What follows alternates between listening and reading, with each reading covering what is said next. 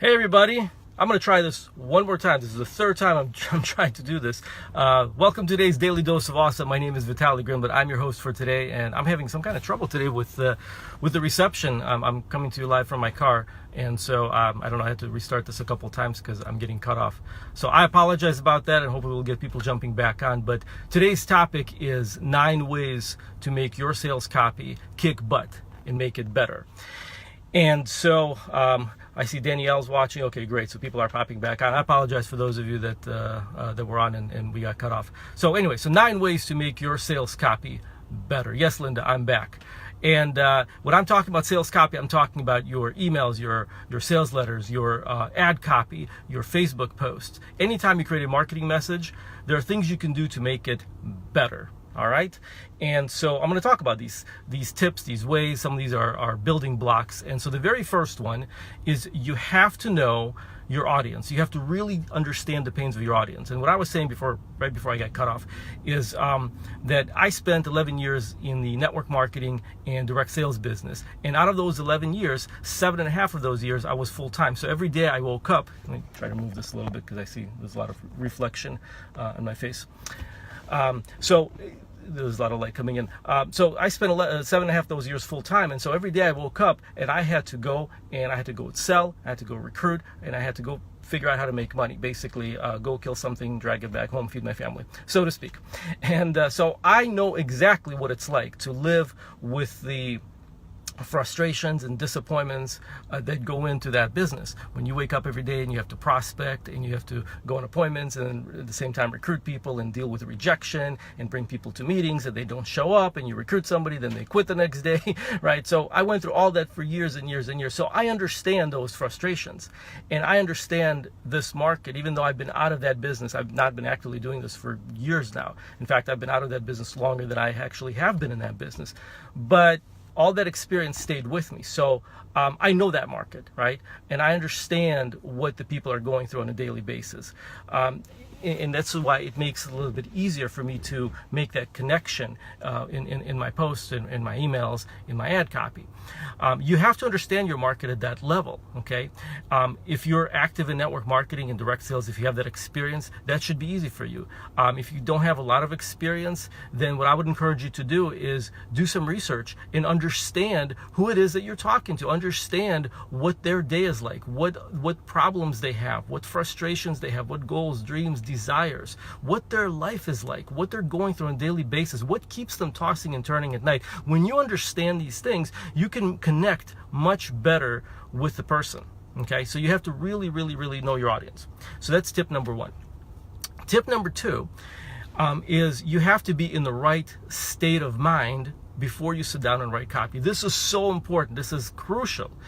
Years ago, I heard this from Matt Fury, who I learned to write copy from, actually emails, that if you struggle to write it, they will struggle to read it.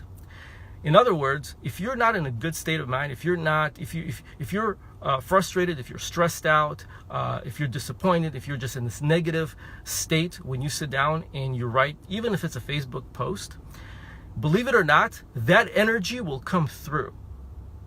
At the same time, if you're excited and if you feel good and if you have this emotional high, that also will come through. And so you want to be in that state. You want to be mentally, physically, emotionally excited when you sit down and write.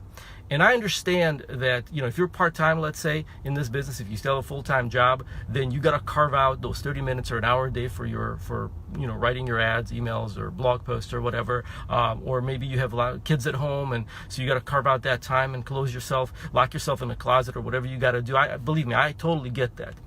But you got to do whatever you got to do to put yourself in that space. Noise canceling headphones help. Going outside for a walk, doing some exercise, get some blood flowing through your body. All that helps to get yourself in a better state. Movement helps you get in a better state. So if there's a way that you can start moving and get that blood pumping and get yourself a little bit more excited before you sit down and write, whatever it is that you're writing, it'll come out a lot smoother, and it'll be a lot more effective, and you'll have a much easier time writing. Believe me, I've tried lots of different ways to get myself in that state, and walking, exercise, breathing, doing all that kind of stuff really helps. Okay, and we might even do separate training on that alone, because that's such an important part of the routine. So that's tip number 2.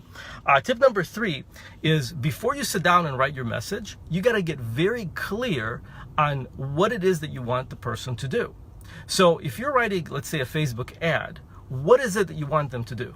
Do you want them to take, I'll give you obviously some hints along the way. You want them to read your ad, right? You want them to click on your ad. You want them to be excited when they're clicking on your ad. You want them to go to the next page. Maybe it's a blog post that you want them to check out, and you want them to be excited about and eager to read that blog post. And you want them to actually take action on it afterward, right? You want them to opt in, grab the 10-day recruiting bootcamp or whatever the lead magnet is, right? Maybe you're sending them to a capture page. Well, whatever that process is, that's a journey that you want your prospect to go through from the moment they see your ad to the moment they take that final step. Well, not a final step, but kind of the final step in that process. You want to think about that final outcome. When you're thinking about that final outcome that you want your audience, your prospect to take, it makes it a lot easier for you to create the right words, the right message, because you're clear on what you want them to do. But when you don't have clarity in your head on what you want them to do, it becomes much more difficult for you to say the right things, because you're kind of going all over the place. You're talking about your story, and then you're talking about their pains and frustrations, then you're talking maybe a little bit about the benefits, and all that's important, but it's not very concise and it's not very clear, because you're not clear in your head on what you want them to do. And so the analogy that I like to use is, when you get in your car, you kind of know where you're going before you get in, right? You don't just get in your car and start driving around. Right, unless you're a teenager, because my daughter's 16, her friends pick her up, and I ask her, where are you going? Well, we're just driving around. But that's a teenage thing. Hopefully you guys are not doing that. Right? So you want to be very clear on what it is that you want them to do before you sit down and write. When you're clear in your head, then it gives structure to your message. It helps you create that your message a lot smoother and a lot clearer. Okay, so that's tip number 3. Next is tip number 4 is, of course, your headline. You got to create a great, killer, curiosity-provoking headline. Your headline will either make or break your ad. Your subject line in your email will either make or break your email, because if you don't see with your subject line in your email and your headline in your ad and your title in the video, what that does is it stops them, right? It hooks them in. It either stops them and makes them want to continue reading and seeing what you have, checking it out, or it'll fly right by them and they won't even notice. It's not for me. Okay, and it happens instantaneously. And so you have a very limited amount of real estate, that we got one line, one phrase that you got to say something that will stop them, and it will hook them in, and it will pull them in and make them want to read. And so when you're looking at your ad, sometimes I'll write an ad and I'll come back and do the headline later. Sometimes I'll write the headline immediately. Okay, same thing with email. Sometimes I'll write a subject line and then create an email, but very often I'll go back and I'll change my subject line. Why? Because by the time I'm done with the email or the ad, I've come up with something better. So look at your headline as the ad for your ad. Your subject line is the ad for your email. The title of your video or your Facebook Live is the ad for your Facebook Live. Okay, so what can you say that will make it so curiosity-provoking and so appealing and so irresistible that they just have to take a look at your video or read your ad or read your email? And that's how you have to approach your headlines. And when you write your headline, your subject line, your title, then kind of set it aside, then come back to it and ask yourself, how can I make it better? How can I make it crisper? How can I make it more compelling? And it's a refining process. Nobody creates a great headline or a subject line or a title on their, right out of the gate. I mean, sometimes it happens, but more often than not, you'll write something and then you'll come back and you'll make it better, and might be better on the 5th revision or on the 10th or on the 15th. And it's okay to spend, if you're writing a Facebook ad, it's okay to spend 30 minutes or an hour coming up with a headline, because that one thing can either make or break your ad. So work on your headlines and always keep asking, how can you make it better? So the next tip is, once somebody sees your headline and they decide, okay, I'm going to go ahead and read this, right? And it's a very quick decision. I mean, it's a snap decision. It's instantaneous. Okay, I'm going to read this. What's the next thing they do? They look at your opening, right? So your opening has to be so enticing. Look at it as like an opening scene in the movie. Anytime you go see a great movie, a movie that's a blockbuster hit from Hollywood, it always has a great opening scene. It could be a dramatic opening scene. It could be in the middle of some kind of a story that pulls you in, right? It could be some kind of an event that happened, and then it opens a big loop. Then they take you back in time, and it's like, okay, now you wonder what happens next. How did the person arrive at it? But there's always some kind of opening scene in the movie, in a great movie. And so your email and your ad has to be the same way. You have to basically open a loop. You have to have an opening that really entices the person and compels them to keep going, okay? Whatever you put in there will, again, either make or break your ad, because if your opening doesn't immediately grab them and make them want to continue reading, they won't. This is why I'm spending so much time on this. Now, this could be done we could do a whole separate training just on how to create a great opening. But the idea is that open a loop. That's basically the bottom line to what you have to do. It's a NLP term, open a loop, create a cliffhanger, create something that will get them excited to look forward to reading your email or your ad or your blog post, whatever the marketing message is, right? So always thinking about, how can I open a loop? How can I say something that is so compelling that will keep them glued to the screen and make them want to keep going? So having a great opening is crucial, okay? And it's something that even when you're done with your ad, I would go back and I would polish that up, and I would keep polishing it until your opening is so smooth where it's like, I have to find out what happens next, okay? Pedro's asking, what's your suggestion for cold market versus warm market subject lines? I'm not sure what you mean, but what do you mean by cold market or warm market subject lines? Put it in, I'll come back to that, but I'm not sure exactly what you mean. Thanks, Angelina.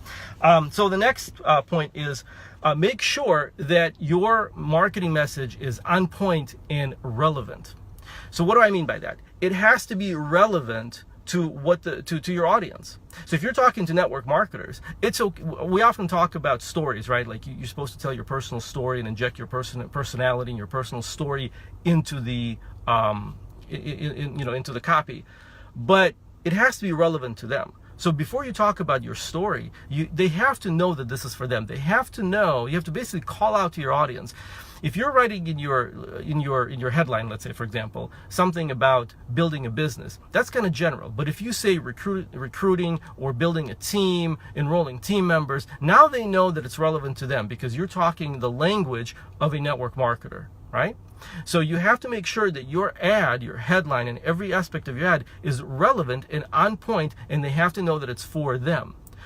Sometimes we get carried away in telling our stories or trying to get our message across that we forget, and I do that too. You forget to make sure that what you have is very relevant to them. So when you go back and you edit and you look for places in your copy where you can make it sound better, make sure that you say things that are relevant. Make sure that you inject words in there that are relevant, that they know that they're reading and they should be reading. This is for them. This is like when I read an ad and it's a good ad and I'm going inside, this is for me. This is exactly what I want to hear. This was meant for me. That's the feeling that you want your audience, your prospect, to walk away from, or walk away with after reading your ad. All right, so on point and relevant. Next is be crystal clear, very crystal clear and short and to the point when you write. So sometimes, and this probably comes from high school. They kind of ruin you in high school because they make you write out these essays and say things in a way that's maybe it's written correctly, but that's not how people talk. And sales copy, writing in advertising is very different than writing to impress your high school English teacher, because we're writing in the way that people talk. This is conversational writing. This is why we recommend, you may have heard Matt Baird talked about this all the time in the Fast Track group. We recommend using something called a Hemingway app. Okay, Hemingway as in Ernest Hemingway. There's a Hemingway app.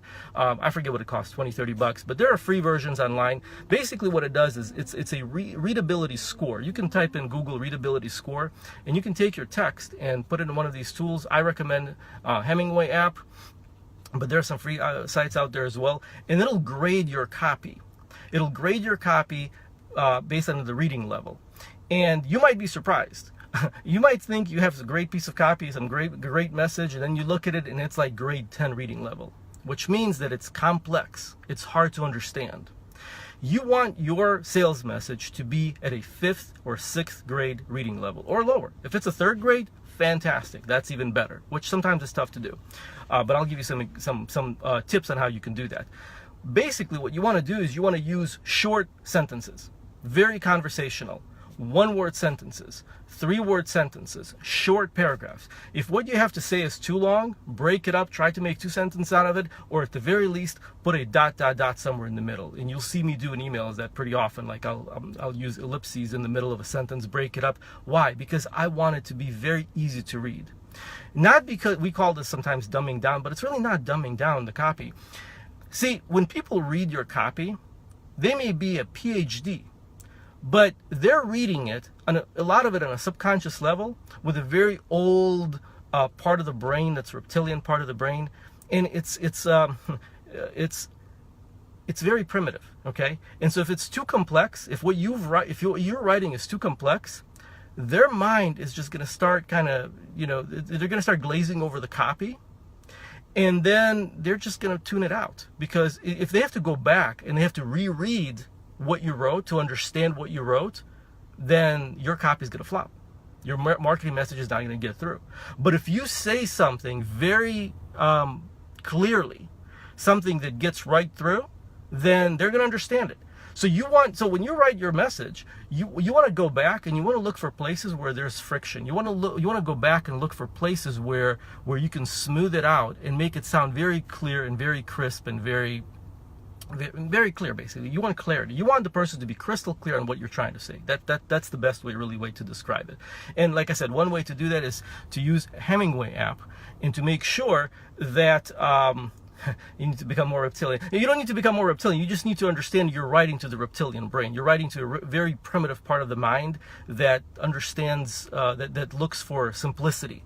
And so eliminate all complexity out of what you're saying and look for simplicity. Look for the best words to use, the shortest words to use, the shortest sentences. You don't need to make your copy short. You just need to say it in a way that's if you can shorten it, if you can use 2 words instead of 5, do it. Okay? Without losing the meaning. That's my point. All right, so the next step is, and this is very big, and I know we're kind of running out of time now, build up anticipation. Okay? Build up anticipation. And Pedro, should you consider changing subject line when speaking with warm market or cold market? Okay, great question. I'm going to come back to that in a second, Pedro. So build up anticipation. Think of it this way. If you have kids, okay, think about on Christmas or on birthday, your kids, especially when they're little kids, they're looking forward to receiving the gifts, and they're asking you, "Can I open the gift now? Can I open the gift now?" They have this anticipation, and this is like a natural thing, right, for us as human beings, especially with kids. And so we all have that, right? But as adults, we try to suppress it. But believe me, that anticipation is still there. And so if you can create your message in a way that builds up internal anticipation inside, what that does is they'll be more excited to move forward and look what's on the other end. In other words, they'll look forward to what happens after they click, than if you don't build up that anticipation. I'll give you an example. And I've tried to build up anticipation in all aspects of the copy. So, for example, headline. Big headline promise. Discover how to build a team rejection free. Okay, very basic headline. Okay, that creates a little bit of anticipation, right? Okay, yeah, let's check out how to do this. Then in the opening, what you want to do is, I'm about to share with you the #1 secret to building a team, recruiting people, building a team, and creating a huge business, virtually rejection free. Just by restating that, I just build up a little bit more anticipation. Okay. Then you go into your story, or whatever the ad copy is, and then when you close at the end with a call to action, you create more anticipation by saying that I'm going to reveal this #1 secret in this blog post. In fact, I'll share with you the #1 secret, and by painting a picture of what they're going to receive, you're building up anticipation. By saying that I'm about to share something great with you, I'm about to share a secret with you that's going to make your life easier, better. Just before you reveal the secret, it creates that anticipation, and it makes the person a lot more receptive and a lot more excited to hear what you have to say. Does that make sense? Because if you just give them the secret without building up that anticipation, they're not going to be as excited. So think about your kids. Think about how much anticipation your kids have before they open the present. You want to build that childlike anticipation within your prospects. Okay? And so the last thing is have an exciting CTA. Have an exciting call to action. Don't just say click here to learn more. No, click here and grab my number one secret.